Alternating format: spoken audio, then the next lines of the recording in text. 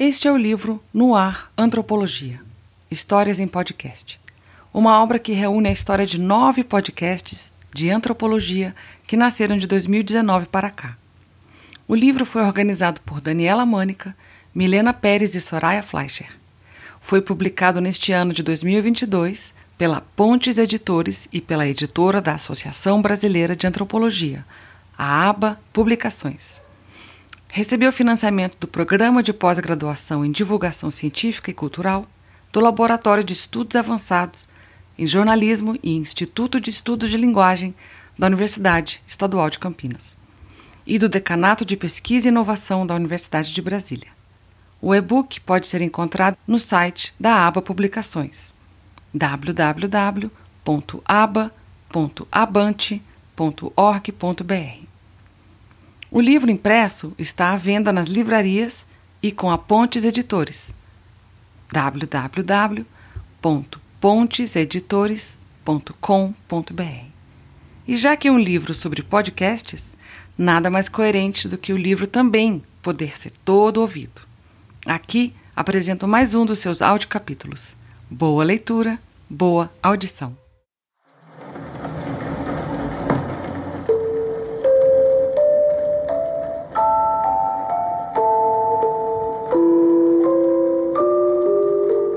Sensibilidades antropológicas, suspiros sonoros com inspiração na arte de fazer antropologia.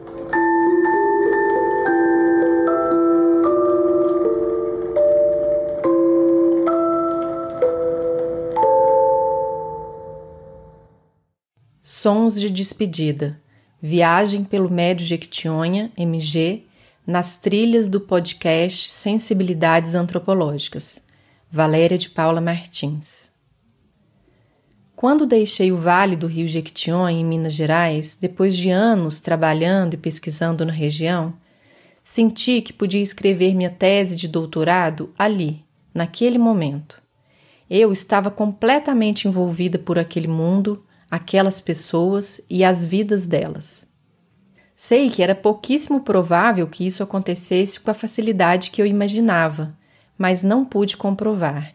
Em um mês, estaria morando em outro país para continuar meus estudos e precisava organizar uma série de papéis, além de descobrir em que endereço exatamente iria morar. Naquele momento em que deixei o Jequitinhonha, mais especificamente a região da calha média do rio, chamada de Médio Jequitinhonha, eu imaginava que a capa do texto que eu escreveria deveria estar coberta de terra, pois assim eu me sentia, coberta de terra. E não apenas minha pele, mas meus pensamentos, sentimentos, estavam afetados por modos de vida em que a terra, seus tipos e usos, sua partilha, o que dela nascia ou não nascia, era um elemento central. Fiquei 6 meses fora, na França, tendo experiências muito diversas daquelas que tivera em campo, como costumamos dizer na antropologia, ao nomear genericamente os lugares em que realizamos nossas pesquisas. E a terra foi, lentamente, se despregando de mim. Quando retornei ao Brasil com a tarefa de escrever o texto que proclamaria o fim daquele período de estudos, a tese de doutorado, tive dificuldade em encontrar sinais dela na minha pele, pensamentos e sentimentos. Foi preciso encontrá-los de todo modo, pelo menos na medida suficiente para a apresentação do trabalho a um conjunto de docentes na finalização do doutoramento. Mas a experiência de pesquisa era também muito sensorial, cheia de cores, cheiros, sons, e com a escrita não pude mobilizar e compartilhar essas sensibilidades como eu gostaria. Nesse texto, compartilho um pouco do processo de retorno, finalmente, a essa espécie de atmosfera que permeava meu campo. Processo que tem se dado especialmente a partir da realização do podcast Sensibilidades Antropológicas, cujo primeiro episódio foi ao ar em março de 2021, em plena pandemia do Covid-19. Esse processo de retorno, como veremos à frente, configura-se também como uma despedida.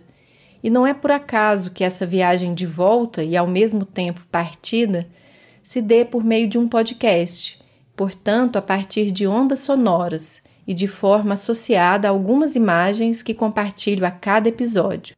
É o que contarei a vocês aqui. Se quiserem me acompanhar nestes caminhos, não se preocupem em levar bagagens pesadas.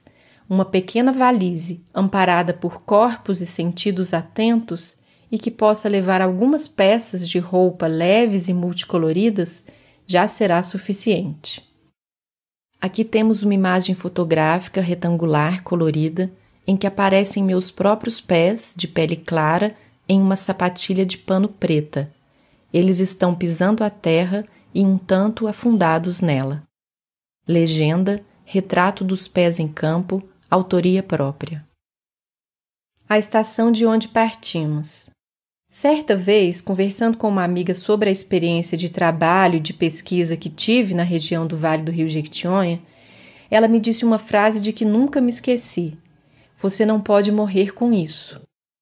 Ouvir nota de rodapé 2 ao final do texto. Eu já havia escrito a dissertação e a tese, todos os interlocutores com quem trabalhei diretamente haviam recebido seus exemplares, os textos tinham sido lidos por alguns docentes e, quem sabe, outras pessoas, então, de alguma forma, não morreria com isso, mas a frase da minha amiga continuava a ecoar. Anos antes, ao final da pesquisa, lembro que fui ter uma das últimas conversas em campo com o seu Deca, o querido cantador José Maria Rodrigues, tão importante interlocutor para a pesquisa. Eu havia registrado, durante muitas e muitas horas, um número enorme de cantigas que ele cantava, com o violão nos braços, na sala de sua casa na cidade de Araçuaí. E não sabia bem o que fazer com aqueles registros, ou mesmo se deveria fazer algo, além de considerá-los no processo de pesquisa e escrita. Eu dizia a ele mais ou menos assim: "O senhor gostaria que eu fizesse algo com essas gravações, produzisse um CD, por exemplo? O que o senhor gostaria que eu fizesse com esse material?"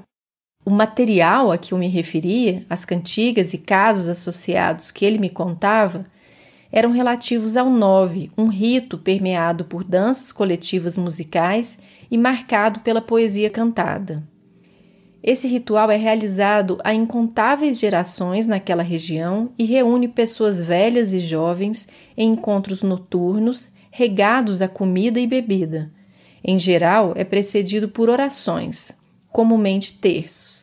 Nota de rodapé 3. Nove é o nome de uma das danças, também chamadas de brincadeiras ou brinquedos de viola, mas como em geral esta é a brincadeira que ocupa boa parte da noite, acaba por nomear o encontro festivo. "Vamos fazer um brinquedo?" dizem as pessoas. Ou "vamos fazer um nove?" Na composição das brincadeiras de viola, participam os que querem, mas o canto é conduzido por especialistas, cantadores e cantadeiras. Estas são as pessoas que conhecem destacadamente os brinquedos e seus repertórios. A maioria já é aposentada como trabalhadores rurais e alguns mais novos prestam serviços como de pedreiro e faxineira. As cantadeiras e cantadores foram as pessoas com as quais mais convivi no decorrer de minha estadia no Jequitinhonha, e muitos estão presentes em minha vida até hoje, com contato frequente. Pois bem, naquele dia na casa do seu Deca, ao fazer aquelas perguntas a ele, o que o senhor gostaria que eu fizesse, ele parou um pouco, pensou e me disse: "Você sabe o que eu queria, Valéria?" Eu fiquei animada, pensando que bom, vou poder fazer algo específico para ele e as pessoas vinculadas ao Nove. Então, ele me disse algo como: "Eu queria fazer um Nove para você ver, mas daqueles que tinham lá em minha casa, quando eu era menino." Nesse Nove, segundo ele, estariam presentes como cantadeiras e cantadores grandes nomes locais, a maioria já falecida, de quem eu já ouvira falar bastante. E o seu Deca foi então dizendo o nome de cada cantador e cada cantadeira que estariam presentes no Nove, um por um, uma por uma, e continuou: "Aí a gente ia cantar junto esses noves todos que eu cantei para você." Eu, ainda um pouco espantada, disse, tentando de alguma forma retomar o ponto dos registros que eu tinha em mãos: "Mas tenho gravado muito mais do que seria possível cantar em um Nove, seu Deca." E ele prontamente disse: "Aí a gente fazia outro Nove, e outro Nove, até cantar tudo. Eu não tinha mais o que dizer. Diante da minha pergunta sobre as gravações de seus cantos, o que ele queria era que eu conhecesse os noves que ele conheceu muito antes da minha chegada na região e da minha admiração pela beleza daqueles brinquedos. Você ia ver o que era nove, me dizia. Pensando no desejo do seu Deca, considero que o que ele queria é que eu pudesse vivenciar a experiência daqueles antigos noves tal como ele os havia vivenciado em sua infância e juventude. De certa forma, sim, ele evocava uma questão que costumamos debater na antropologia: os limites ou as impossibilidades de afetação e tradução a partir de uma pesquisa. Supostamente, o desafio é maior quando não podemos, enquanto pesquisadoras, viver determinada experiência por nós mesmas, como os noves da infância do seu Deca nesse caso. Mas a questão também se coloca mesmo quando estamos todos, pesquisadores e interlocutores, em um mesmo contexto, vivenciando, pelo menos aparentemente, as mesmas situações. Na antropologia, temos buscado, de forma geral, lidar com essas delicadas questões de forma a assumir as limitações de nossa tarefa, ao mesmo tempo buscando explicitar como essa tarefa é multifacetada, formada por percepções diversas de algumas pessoas sobre múltiplas percepções de outras pessoas. Pensando assim, posso considerar que, de certa forma, eu já havia vivenciado aqueles noves antigos de que falava o seu Deca, por meio do contato com ele mesmo, suas lembranças, casos e as percepções que ele compartilhava comigo, além das narrativas de outras cantadeiras e cantadores. E já trazia em minha pequena valise e em meu próprio corpo outras inúmeras experiências relativas ao nove em que estivera presente fisicamente e as demais vivências em campo. Eu havia sido afetada por aquelas pessoas e pelo que tinha experimentado ali. Referência Favre Saada, 1990. Ocupei as fileiras na brincadeira do nove, girei e bati os pés no brinquedo do batuque, apreciei sorrisos e cumprimentos nos encontros de olhares nas danças. Silenciei nos momentos de oração, encontrei o repertório das cantigas no cotidiano da vida, as plantas, relações de parentesco, trabalho, desavenças, desamores e amores. Fui recebida nas casas, tomei cafés, comi biscoitos de goma saindo quentes do forno de barro. Ouvi e vi pessoas se emocionarem e se alegrarem, me emocionei e me alegrei. Relembrando a frase da minha amiga, me parece que era dessa vivência que ela falava quando me disse que eu não poderia morrer com isso. E nesse olhar retrospectivo que tenho agora, percebo que apesar de ter tornado públicos 2 longos textos sobre a pesquisa, a dissertação e a tese, poderia ainda contar mais coisas, ou talvez poderia contar as coisas de outros modos. De modos mais próximos das experiências múltiplas que tive, que rememoro e reconstruo, e das formas sensíveis de estar ali presente, por meio da atenção aos sons, cheiros, cores, sabores.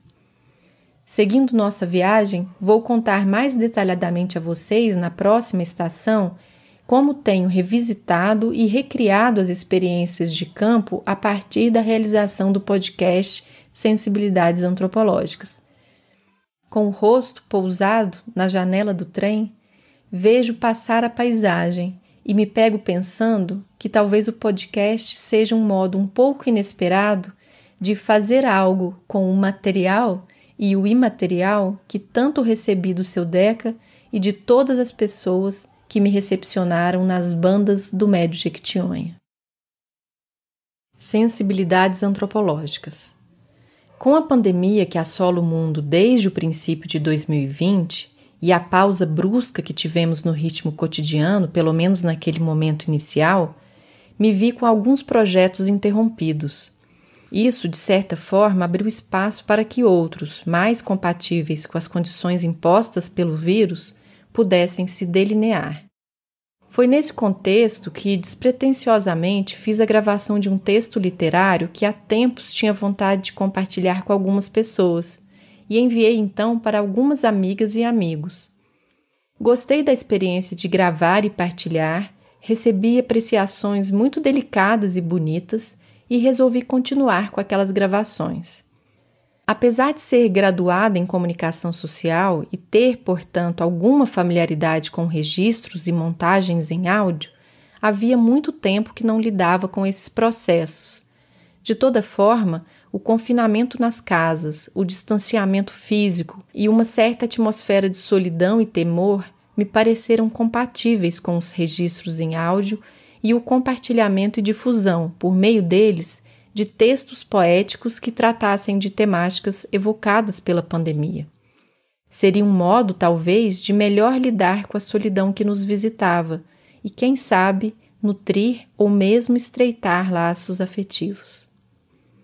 Eu não conhecia muito bem o formato de podcast, mas me pareceu que se adequava ao contexto e às possibilidades que o momento estabelecia. Podcasts permitem o acesso e o compartilhamento de forma razoavelmente fácil entre as pessoas, já que costumam ser mais leves em termos de demanda de conectividade. Também, como lembram Fleischer e Mânica, 2020, envolvem em geral baixos custos de produção e difusão, são mais acessíveis a pessoas com deficiência visual e iletradas, além de descansarem o olhar nesses tempos de excesso de telas. Imaginei, então, a criação de um podcast. O Poéticas Sociais, anterior ao Sensibilidades Antropológicas, foi ao ar entre maio e dezembro de 2020. Os episódios mensais, construídos em parceria com o amigo e colega de trabalho Márcio Ferreira de Souza, trouxeram textos literários que versavam sobre temas como isolamento, recolhimento, tempo, modos de percepção e presença, afetos, saudade e silêncio. Nota de rodapé 4. Conto sobre o Poéticas Sociais porque, de fato, ele figurou como uma espécie de berço de águas que, navegadas, me fizeram encontrar, numa curva de rio adiante, os Sensibilidades Antropológicas. Pois, além de a experiência ter me possibilitado o contato renovado e prazeroso com a produção sonora, as temáticas abordadas e todo o contexto daquele momento apontaram-me meus próprios afetos. Em meio a tantas despedidas, percebi que era importante fazer também as minhas. E percebi que poderia falar agora sobre as experiências de campo de forma mais livre dos constrangimentos associados a trabalhos acadêmicos. Também de modo a ressaltar as formas sensíveis de experimentar uma pesquisa e as relações que estabelecemos em sua construção. Como disse no início do texto, não é por acaso que essa espécie de retorno e despedida do campo etnográfico esteja se dando a partir das ondas sonoras e das imagens que compartilho a cada episódio.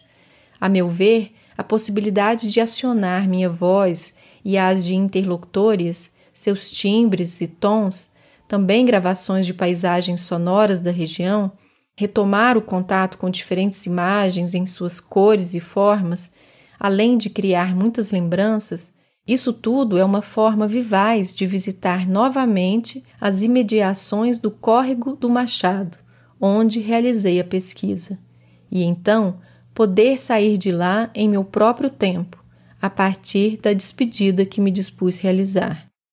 Para ser um podcast, ou seja, ter um caráter público, considerei importante que nesse processo as questões de que trato não se resumissem a uma experiência pessoal, mesmo que partissem dela. Assim, vou tecendo considerações sobre determinados temas ou acontecimentos, de forma a buscar ressonâncias mais amplas e próximas às vidas de outras pessoas. Essa atenção se dá especialmente ao tratar dos processos de realização de uma pesquisa etnográfica, as relações com interlocutores, a escolha de temas. O intuito é tentar contribuir para a lida de outras pessoas em suas próprias pesquisas ou estudos, considerando a audiência de estudantes da área ou outros interessados em pesquisa de campo, antropologia, etnografia. Aqui temos duas imagens fotográficas verticais coloridas. Na da esquerda, uma mesa forrada, uma cadeira, um banco e, ao fundo, a janela de madeira aberta mostra as folhagens de uma árvore. Na imagem da direita, uma senhora parda de lenço branco no cabelo olha para a câmera e exibe um bordado floral em vermelho, verde e azul. Legenda: imagens registradas na casa de Dona Antônia Alves, velha cantadeira e querida interlocutora da pesquisa. Autoria: Valéria de Paula Martins. Pois bem, o Sensibilidades Antropológicas é então um podcast voltado aos meandros da pesquisa etnográfica em suas múltiplas sensorialidades. A primeira temporada, que realizo no momento e figura como a despedida que mencionei, teve início em março de 2021 e ainda não sei quando terá fim. Em relação ao formato e periodicidade dos episódios, eles são mensais e têm curta duração, em torno de 10 minutos. Iniciam-se com uma apresentação da temática daquela edição e uma breve contextualização relativa a outros episódios. Essa fala inicial, que algumas vezes ocupa parte razoável do episódio, tem um caráter mais informativo. A ideia é justamente que ela concentre um caráter fático para que na segunda e última parte do episódio eu possa trazer o tema de forma mais lúdica, livre e poética. A segunda parte conta com trilha sonora, que pode ser simplesmente o som de pássaros ou de um rio, conforme o tema. Às vezes, ela mesma se constitui em uma trilha, como no caso do episódio 5 de julho de 2021, que trazia uma série de trechos de canções registradas no decorrer da pesquisa para compor uma espécie de paisagem musical da região.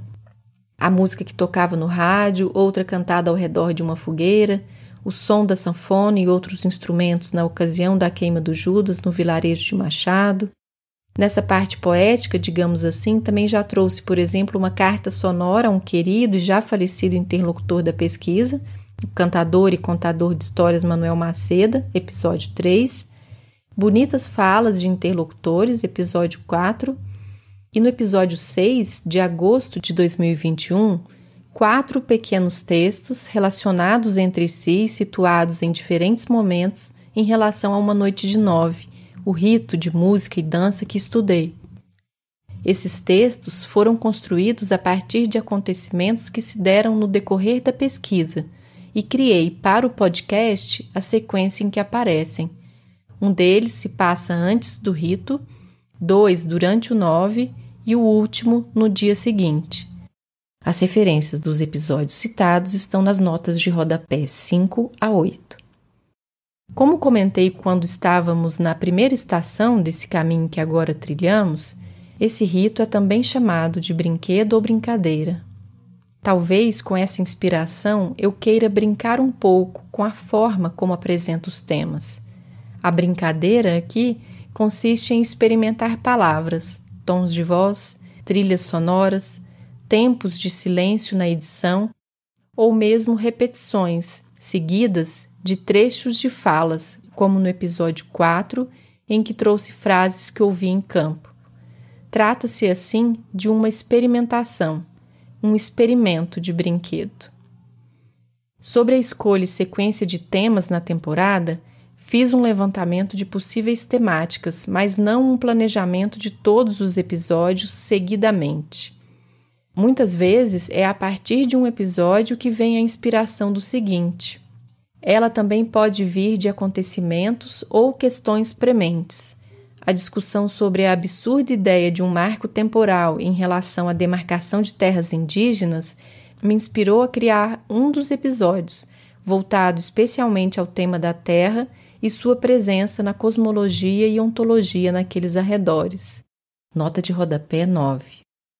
Em relação ao processo de elaboração e produção dos episódios, apesar de ser um tanto solitário, conto com a importante presença e parceria do amigo e ex-colega de graduação Leobaldo Prado, profissional em produção de áudio que faz a masterização dos episódios, e também de uma estudante de graduação que faz a montagem dos arquivos com a versão escrita do episódio. Nota de rodapé 10. Com esses arquivos em texto, queremos facilitar ou mesmo possibilitar o acesso de pessoas com deficiência auditiva ao podcast. Tanto eles quanto as imagens selecionadas para cada episódio ficam disponíveis no sítio eletrônico Poéticas da Terra. Nota de rodapé 11. Em termos de sequência de etapas na realização de cada episódio, seguimos em geral desse modo: redação do texto, gravação, realizada a partir de um gravador digital de áudio que eu havia adquirido há alguns anos, escolha de trilha sonora, edição pelo software livre Audacity, envio do texto e episódio editado para a produção da versão escrita, envio do episódio editado para masterização, e então é a etapa da escolha de imagens que vão acompanhar a publicação do episódio no sítio eletrônico Poéticas da Terra, além da imagem associada ao episódio em agregadores de podcasts. Finalmente, a publicação e a divulgação. Como etapas de um processo, elas têm impacto umas nas outras, o que pode alterar o fluxo citado. Com a gravação, por exemplo, posso modificar algum trecho do texto que havia escrito por considerar que na fala ele ficaria melhor de outro modo. Pois bem, esses são os elementos que têm composto paisagens dos caminhos dessa nova e ao mesmo tempo velha viagem pelo Jequitinhonha. E assim vou seguindo pelas trilhas, também sonoras, dos Sensibilidades Antropológicas. Sons de despedida. A última estação? Ainda não tenho certeza se o podcast terá continuidade após o fim da primeira temporada. Talvez ele tenha sido criado para isso, não posso dizer.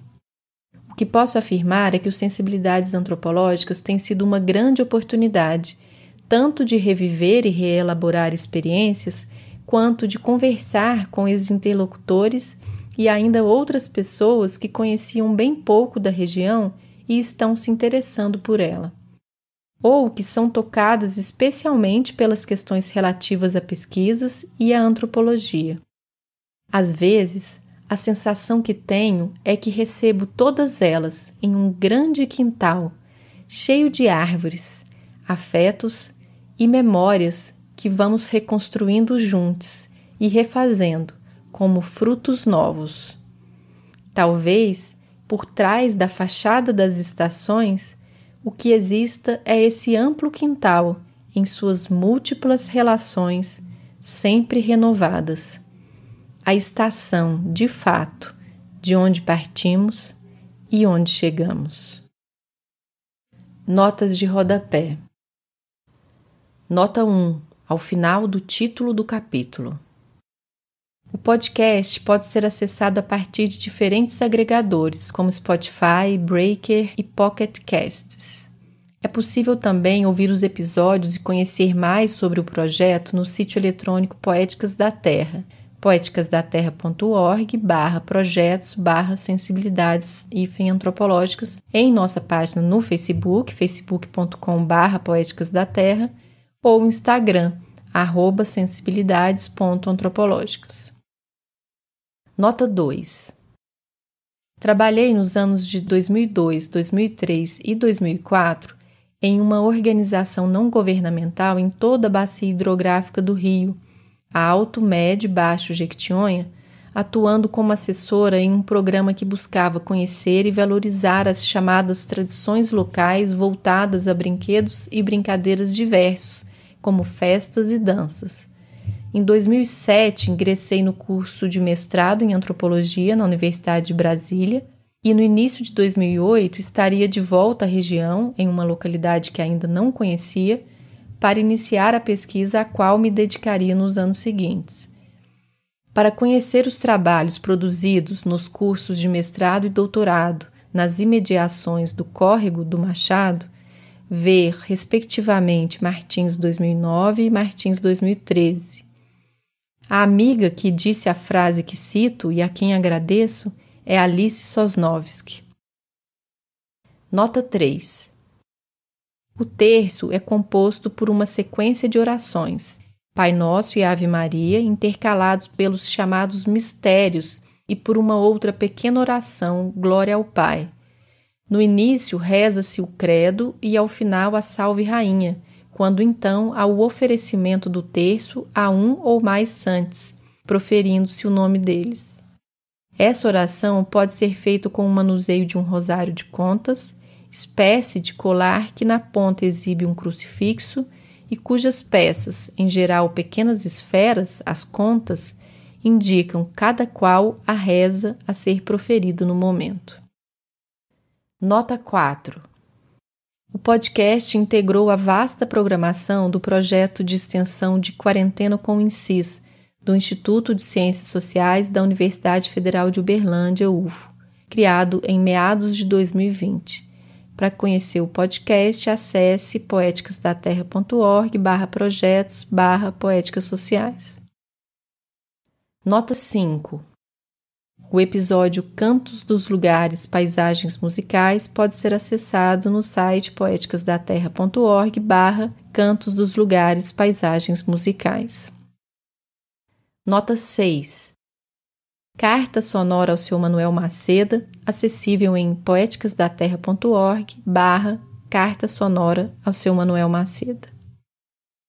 Nota 7. Breves anotações de um falar poético, o que ouvi em campo, acessível em poeticasdaterra.org/breves anotações de um falar poético. Nota 8. Intitulado O Brinquedo do Princípio do Mundo, o episódio pode ser acessado no endereço eletrônico poeticasdaterra.org/O Brinquedo do Princípio do Mundo. Nota 9.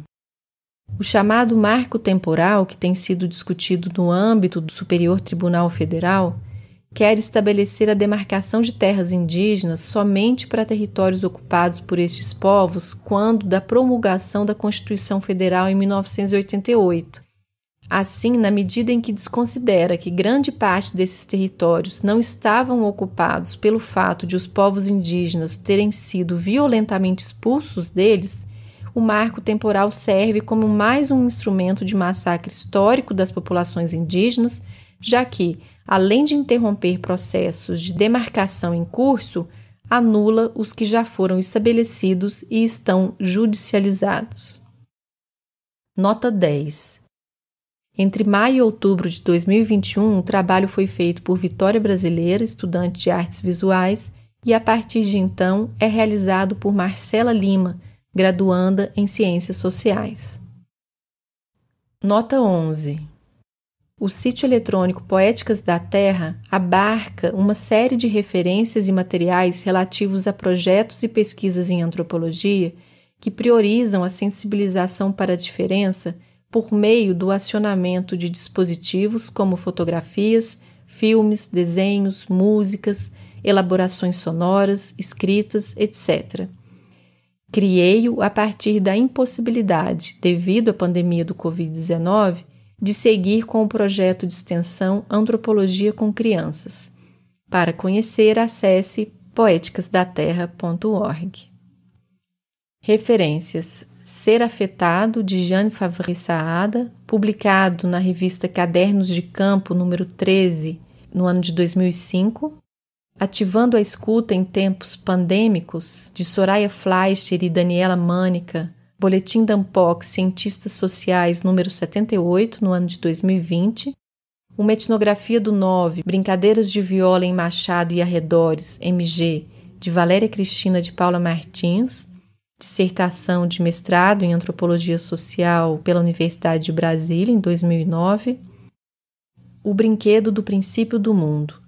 Música, Dança e Socialidade no Córrego do Machado, Médio Jequitinhonha, de Valéria Cristina de Paula Martins, tese de doutorado em Antropologia Social pela Universidade de Brasília, 2013. Mini-bio. Valéria de Paula Martins é antropóloga e professora no Instituto de Ciências Sociais da Universidade Federal de Uberlândia, UFO. Cursou Comunicação Social na UFMG e a pós-graduação em Antropologia na Universidade de Brasília, UNB, com período de estudos na École des Hautes Études en Sciences Sociales. Tem interesse por cosmologias e ontologias rurais e estudos multiespécies, a partir de abordagens poéticas. E-mail valeriacpmartins@gmail.com.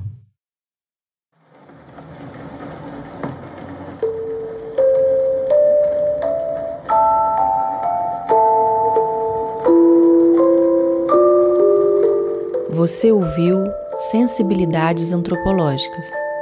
Apresentação e edição: Valéria de Paula Martins. Masterização: Leobaldo Prado.